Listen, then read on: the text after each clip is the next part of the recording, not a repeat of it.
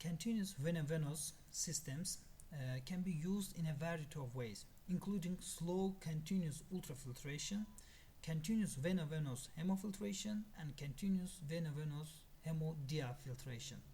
Principle: an occlusive pump is included in a circuit that actively withdraws blood at a designated rate from the venous system, pumps it with hydrostatic pressure through the membrane of a hemofilter, and then returns the blood to the venous system.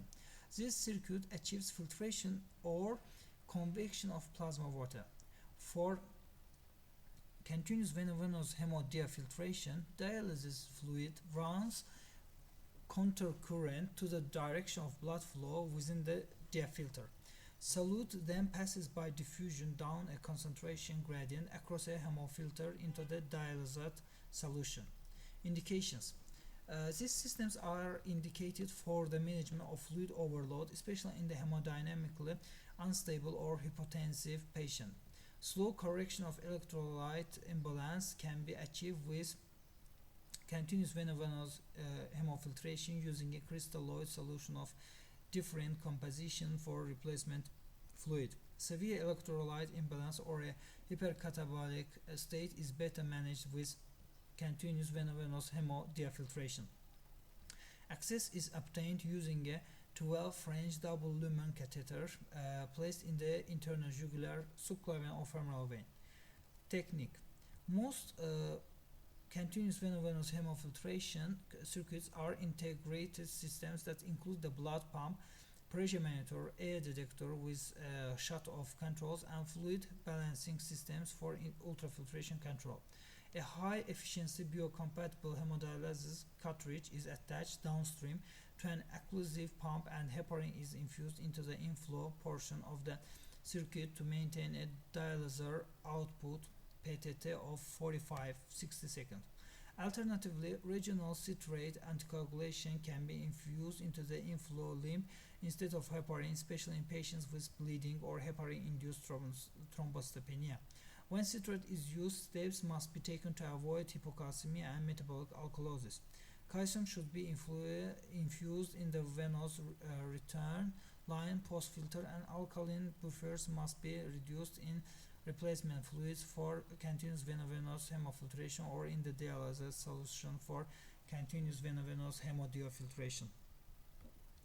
For continuous veno-venous hemofiltration, the pump is usually set to deliver blood at a rate of 250 ml per minute, and the ultrafiltrate rate is usually set at a pre-selected rate around 16.7 ml per minute or 1 liter hour.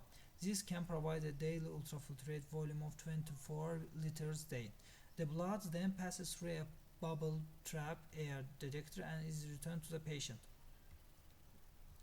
Continuous veno-venous hemofiltration: an occlusive pump withdraws blood from the venous circuit, pumps it through a diafilter, and returns it to the venous system through a double lumen catheter placed in the internal jugular vein. Here we see the figure 12.6. Replacement fluid: altering 1 liter of 0.9% normal saline plus 1 ampoule solution of calcium gluconate with 1 liter of 0.45% normal saline plus 1 ampoule of natrium bicarbonate is infused into the outflow circuit or into the venous chamber. The amount administered is dictated by the desired negative fluid balance per hour. This technique can achieve a moderate amount of solute removal. Clotting of the system is less likely because the dialyzer can be pre-diluted with a large volume of fluid. For ultrafiltration, slow continuous ultrafiltration, the blood flow rate is set at 50-60 ml per minute, and the ultrafiltrate rate is set at the desired amount, about 5 ml per minute, which can potentially achieve a net negative fluid balance of up to 7 liters a day. The filter is more prone to clotting due to the slow flow and because the post-filter hematocrit is high. Since no replacement fluid is given and minimal solute is removed, Slow continuous ultrafiltration is ineffective for uremia and hyperkalemia. Continuous veno-venous hemodiafiltration combines the convective solute removal of continuous veno-venous hemofiltration with the diffusive solute removal of hemodialysis. The blood flow is set at 150 and 300 milliliter minute, and the dialysed is infused into the dialysis cartridge at a rate of 1-2 liter hour or even higher. This technique is most useful in the highly catabolic patient for the removal of large solid load. The effluent flow rate should be about 20 milliliter kilogram. Advantages and disadvantages. Citrate anticoagulation eliminates concerns about use of heparin. High flow rates of continuous veno-venous hemofiltration and continuous veno-venous hemodiafiltration reduce the potential for clotting of the filter noted with slow continuous ultrafiltration. Venous access eliminates vascular disease as an impediment to arterial access.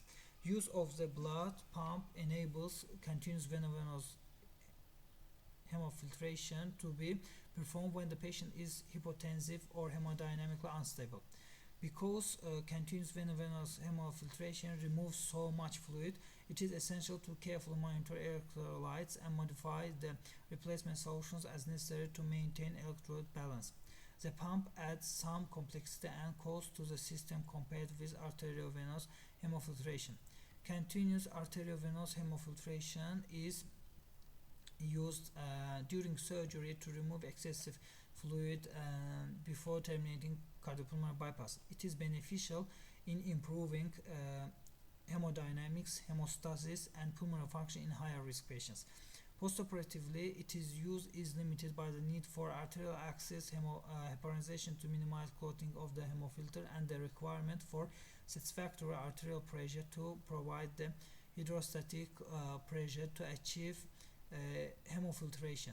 Because of these drawbacks, continuous arteriovenous hemofiltration has been replaced by continuous veno-venous hemofiltration in most units. Peritoneal dialysis. Peritoneal dialysis is rarely used in cardiac surgical patients, but it produces abdominal distension and glucose absorption that can compromise respiratory status, and it carries the risk of peritonitis. Its use is usually limited to patients on chronic peritoneal dialysis.